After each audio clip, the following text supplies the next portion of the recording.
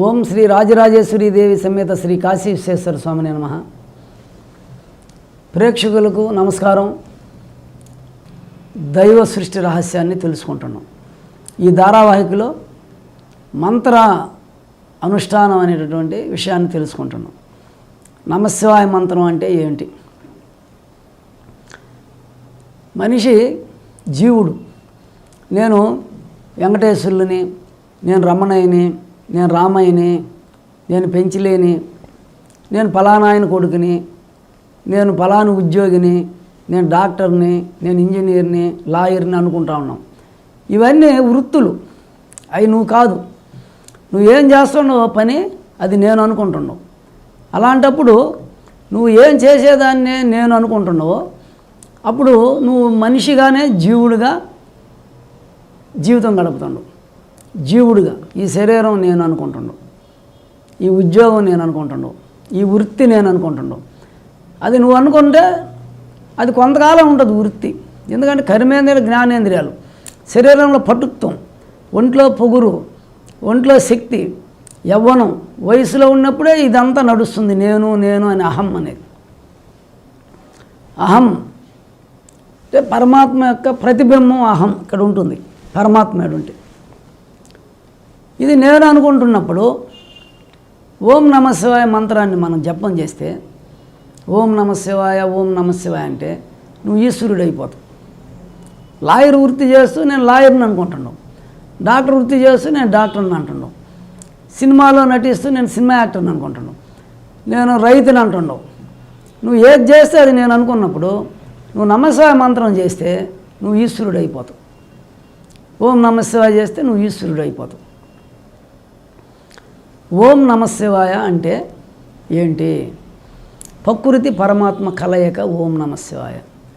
ఈ విశ్వం ఉంది, ఈ కంటికి కనబడే పంచభూతాలు, ప్రకృతి, కంటికి కనబడే స్థూలం, బీజం అంటారు పంచభూతాలు. దాని లోపల బిందువులు ఉన్నాయి, అంటే జ్యోతులు, అణుజ్యోతులు ఉన్నాయి. అది పరమాత్మ. కంటికి కనబడే వస్తువుని బీజము అంటారు. దాని లోపల ఉండే బిందువు పరమాత్మ, ఈశ్వరుడు. కంటికి కనబడే వస్తువులు రెండు ఉన్నాయి, బీజము బిందువు రెండు ఉన్నాయి. బిందువు ఈశ్వరుడు, బీజం అమ్మవారు. కంటికి కనపడకుండా ఉండే ఈ ఖాళీ స్థలంలో బిందువు మాత్రం ఉంది, ఈశ్వరుడు మాత్రం ఉన్నాడు. ఇదంతా ఈశ్వరుడు మయం. దాంట్లో బిందువులో శుక్ల బిందువు, రక్త బిందువు, మిశ్రమ బిందువులు ఉన్నాయి. అంతా మిశ్రమ బిందువు. అందువల్ల ఈ ఓం అనేది ఈశ్వరుడు, పరమాత్మ. నమశివాయ అంటే పంచభూతాలు. ఈ పంచభూతాలే నమశివాయ. దాని లోపల ఉండే మిశ్రమ బిందువులు అంటే అణుజ్యోతులు, ఓంకారం. మిశ్రమ బిందువుల నుంచి ఓంకారం పుట్టింది. అంటే ఓంకారంని చేస్తే మనం మిశ్రమ బిందువుని తాకచ్చు, చూడవచ్చు. ఓంకారం చేస్తే మిశ్రమ బిందువుని తాకగలం, అంటే చూడగలం. అణుజ్యోతిని దర్శించగలం ఓంకారం చేస్తే. నమశివాయ అంటే ప్రకృతి మాత. దాన్ని నోటితో మనం కళ్ళు మూసుకొని భ్రూమధ్యంలో మనసు పెట్టి ఒక గురువు కాడ ఉపదేశం తీసుకొని, ఎవరైతే మంత్రానుష్ఠానం చేస్తున్నారో, ఎవరైతే ధ్యానం చేస్తున్నారో, ప్రాణాయామం చేస్తున్నారో వాళ్ళ దగ్గరికి వెళ్ళి వాళ్ళని కలిసి ఒక మంచి రోజున ఓం నమశివాయ మంత్రం ఉపదేశం తీసుకొని దాన్ని మనసులో భ్రూమధ్యంలో ఓం నమశివాయ ఓం నమశివాయ అంటే కొన్ని లక్షలు జపం చేయాలి. ఉదయం, మధ్యాహ్నం, సాయంత్రం 3 పూట్ల మనం జపం చేస్తే ఆ ఈశ్వరత్వం మనకు వస్తుంది. మనలో పాపాలు నశిస్తాయి. జపతే పాపనాశనం. కర్మలు దొలకతాయి, మనకు రాబోయే దుఃఖాలు దొలకతాయి. అది మెయిన్ ఏడ. మనకు దుఃఖాలు వస్తాయి, సుఖాలు వస్తాయి. మనకు రాబోయే కష్టాలు, దుఃఖాలు తొలగిపోతాయి ఓం నమశివాయ మంత్రం చేస్తే. పాపం అంతా ప్రక్షాళనం అయిపోతుంది. అంత శక్తి ఉంది ఓంకార మంత్రంలో. ఆ జగన్మాత దర్శనం ఇస్తుంది. ఆ ఈశ్వరుడు దర్శనమిస్తాడు. అది నేను ఇక్కడ ఈ శరీరం షట్చక్రాల ఫోటోలో ఆ నమశివాయ మంత్రాన్ని మీకు చూపిస్తున్నాను, అందరూ చూడగలరు. ఇది మానవ శరీరం. ఈ శరీరంలో షట్చక్రాలు ఉన్నాయి. మూలాధారం, స్వాధిష్టానం, మణిపూరకం, అనాహతం, విశుద్ధం, ఆజ్ఞ, సహస్రారం. ఈ చక్రాలలో నా అనేది భూతత్వం. నా అనే అక్షరం నా మా శివాయ ఓం. నా మా శివాయ ఓం. దీంట్లో ఏముందంటే నా అంటే భూతత్వం, మా అంటే జలతత్వం, సి అంటే అగ్ని, వా అంటే వాయువు, యా అంటే ఆకాశం. ఈ 5 బీజాలు నమశివాయ అనేది పంచభూతాలు. ఈ పంచభూతాలలో చేస్తే ఈ నా చేస్తే పృథ్వీతత్వం స్ట్రెంగ్తన్ అవుతుంది. అక్కడ ఏ లోటు ఉన్నా మనకి పృథ్వీతత్వం పర్ఫెక్ట్ అవుతుంది. ఇక్కడ జలతత్వం శుక్రుడు చంద్రుడు పర్ఫెక్ట్ అవుతాడు. ఇక్కడ గణపతి పర్ఫెక్ట్ అవుతారు. ఈడ లక్ష్మీనారాయణ తత్వం సి అంటే అగ్ని ఇక్కడ పర్ఫెక్ట్ అవుతుంది. శివపార్వతులు వా అంటే ఈడ వాయుతత్వం పర్ఫెక్ట్, ఈడ ఆకాశతత్వం పర్ఫెక్ట్. పంచభూతాలు పర్ఫెక్ట్ అవుతాయి ఈ మంత్రం చెప్తే. ఇక్కడ ఓం ఓం ముందు చెప్పాలా. ఓం నా మా శివాయ ఓం నా మా శివాయ ఓం నా మా శివాయ ఓం నా మా శివాయ ఓం నా మా శివాయ అంటే భూమి మూలాధారంలో నా, స్వాధిష్టానంలో మా, మణిపూరకంలో సి, హృదయంలో వా, కంఠంలో యా, సహస్రారంలో ఓం, ఆజ్ఞలో కూడా ఓమే. ఉదస్థానంలో నా, లింగస్థానంలో మా, నాభిలో సి, హృదయంలో వా, కంఠంలో యా, సహస్రారంలో నడినెత్తిన ఓం లేదా కనుబొమ్మల మధ్య ఓం. ఇదైనా పెట్టుకోవచ్చు. ఈ విధంగా ఈ నమశివాయ మంత్రాన్ని చక్రాలలో చేస్తే మనసు బయట తిరగకుండా లోపల ఇన్సెట్ అవుతుంది.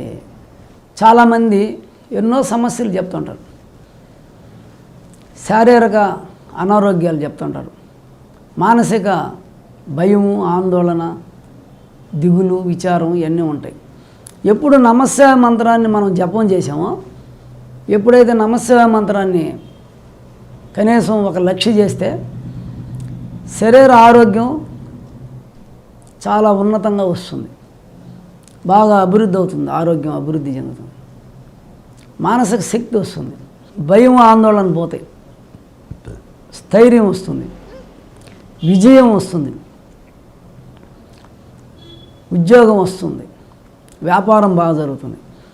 ఎందుకంటే నమశివాయ పంచభూతాలు, ఈ పంచభూతాలు స్వాధీనం అవుతాయి. పంచభూతాలు ఉన్నాయి బయట, మనలో ఉన్నాయి. ఈ నమశివాయ అనేది పంచభూతాలు కాబట్టి అది అమ్మవారు.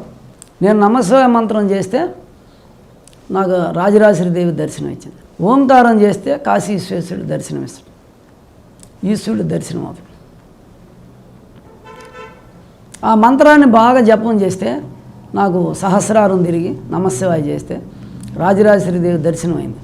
మళ్ళీ కాశీకి వెళ్తే కాశీ విశ్వేశ్వర స్వామి దర్శనం అయ్యాడు, శంకుతో తీర్థం పోసాడు, మళ్ళీ 1 గంటకి విభూది రుద్దాడు. ఈ నమశివాయ మంత్రం వల్ల దేవతా దర్శనం అవుతుంది. ఈ నమశివాయ మంత్రం ఇంట్లో చేస్తే ఆ ఇల్లు దేవాలయం అయిపోతుంది. ఇంట్లో చేస్తే పవర్ పెరుగుతుంది, ఇంటికి పవర్ పెరుగుతుంది, శరీరానికి పవర్ వస్తుంది, ఇంట్లో శక్తి వస్తుంది. దేవాలయం చేస్తే ఇంకా కొన్ని రెట్లు, శివాలయం చేస్తే ఇంకా కొన్ని రెట్లు వస్తాయి, గురువు ఉండే ఆశ్రమంలో పోయి చేస్తే ఇంకా 1,00,000 రెట్లు పవర్ వస్తుంది. ఈ మంత్రం ఉదయం, మధ్యాహ్నం, సాయంత్రం చేయాలి. కనీసం అంటే 1 గంట జపం చేయాలి ఒకసారి కూర్చుంటే. నేను 2.5 గంట జపం చేశాను. అట్లా 4 సార్లు రోజుకి 10 గంటలు నమస్వాయ మంత్రం చేశాను. 20 రోజులకే కుండలిని లేచిపోయింది. ఎప్పుడు శివపార్వతులని తెలుసుకోవాలి, శివపార్వతులతో మాట్లాడాలి, మన సమస్యలు ఉంటే చెప్పుకోవాలి. వాళ్ళు అంతటా వ్యాపించి ఉన్నారు. బయట మిశ్రమ బిందువుల రూపంలో ఉన్నారు. ఇదంతా చిత్కళ్ళలో అణుజ్యోతుల రూపంలో. మన లోపల బీజాల రూపంలో ఉన్నారు. బీజం లోపల మిశ్రమ బిందువులు ఉన్నాయి.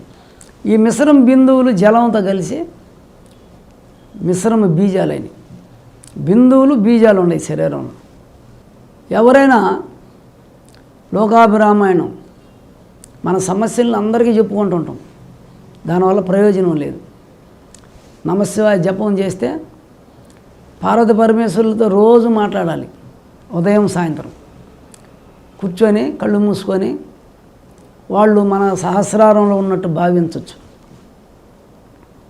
లేదు పైన పరాకాశంలో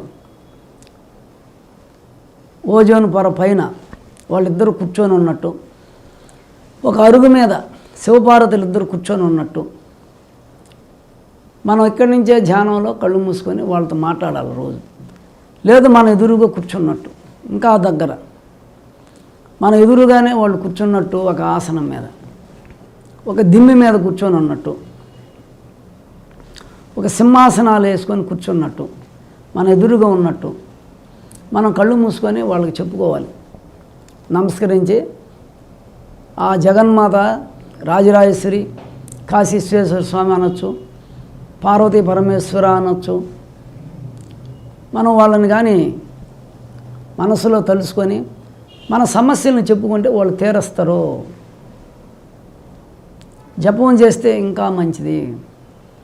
రోజు దేవుళ్ళతో మాట్లాడాలా, కళ్ళు మూసుకొనే మాట్లాడాలా, భూమధ్యంలోనే మాట్లాడాలా.